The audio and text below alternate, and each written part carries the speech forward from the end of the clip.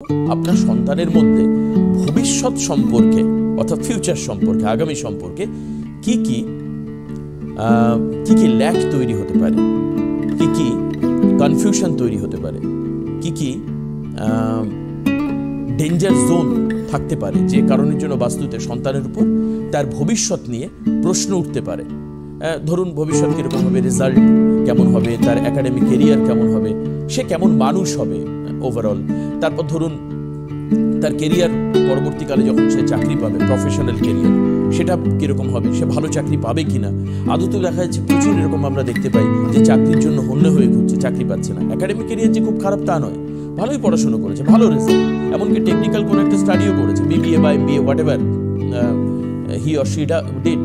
তো এখন সেই ক্ষেত্রে তার কেরিয়ার তৈরি হচ্ছে, চাকরির জন্য হন্যে হয়ে ঘুরে বেড়াচ্ছে।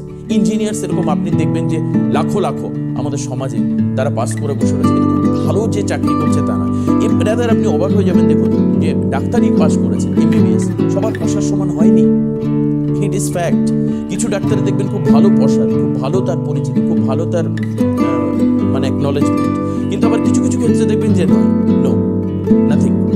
এছাড়াও তো আরো নানান রকম ইনসিকিউরিটি তৈরি হয় ভবিষ্যৎ সম্পর্কে। সেখান থেকে আমরা কি করে বেরোতে পারি, বা তার থেকে বড় ব্যাপার এই ধরনের অনিশ্চয়তা জীবনে, আনসার্টিনিটি কেন তৈরি হচ্ছে, বাস্তুর এমন কি গাফিলতি রয়েছে যে কারণের জন্য আপনার সন্তানের ভবিষ্যৎ অনিশ্চিত হয়ে পড়ছে, অনিশ্চিত, সংশয় তৈরি হচ্ছে, ভয় দ্বিধা তৈরি হচ্ছে আপনার মধ্যে। মানে যাদের আমি দেখেছি বাচ্চাদের চিন্তা করতে করতে বাবা মাকে আমি জিজ্ঞেস করেছি, দেখবেন আপনারাও আমার সঙ্গে রিলেট করতে পারবেন, বলেছে আমাদের সুগার হয়ে গেছে, আমাদের প্রেশার হয়ে গেছে, বাবার প্রেশার হয়ে গেছে, মার প্রেশার হয়ে গেছে। কেন?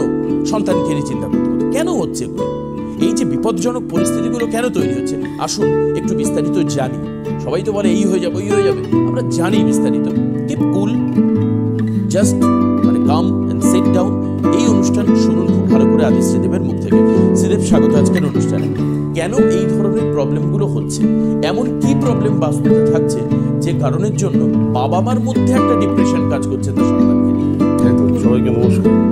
প্রথমে বলি যে ভালো একটা কথা বলছিল দেবাশিস, যে ছেলে মেয়ে ডাক্তার হলো কিন্তু দেখা গেলো প্রসাদটা জমলো না। তো আমরা এই মুহূর্তে যদি কলকাতার বুকে দেখাই, এমন একজন গায়ক আছেন যার ব্যাকগ্রাউন্ড হচ্ছে ডাক্তার, এবং উনি কিছুদিন ডাক্তারির মধ্যে থেকেও কিন্তু আলটিমেট চেঞ্জ করে একটা ব্র্যান্ড খোলেন, ব্যান্ডে আসেন এবং গান গাওয়া শুরু করেন, এবং জনপ্রিয়, অত্যন্ত জনপ্রিয়। এবং ওনার ব্যবহারটা আজকের এটা অনেক ওনাকে জাজ হিসেবে দেখতে হবে, এবং ব্যবহারটা খুব মিশুকে, মানে প্রত্যেকের সাথে খুব নর্মালিভাবে মেশে দেয়, এবং এটা গেল একটা। তো এবার তার উন্নতিটা ছিল একদিক থেকে, সে যদি জানতো যে আমি আগে থেকে ডাক্তারি করে আলটিমেটলি হয়তো আমার লাভ হবে না, বা ফ্যামিলির খাতিরে আমাকে করতে হচ্ছে, তাহলে হয়তো আমার মনে হয় না সে সেদিকে যেত। এটা গেল একটা দিক। দ্বিতীয় কথা হচ্ছে যে বাবা মার টেনশনের কারণ অবশ্যই একটা পার্ট লাইফের, এবং এই পার্টটা যদি কোনো কারণে বাড়িতে দুটো ভাই থাকে, তাহলে সেক্ষেত্রে আরও সমস্যাটা হয়তো ইন ফিউচার বেশি হতে পারে। দুজনের মধ্যে দুজন কীভাবে দাঁড়াবে, একজন আরেকজনকে টানবে কি না, দুই ভাইয়ের মধ্যে রিলেশন কেমন থাকবে, এই প্রশ্নগুলো বাবা মার মধ্যেও তখন আস্তে আস্তে মানে বসতে থাকে।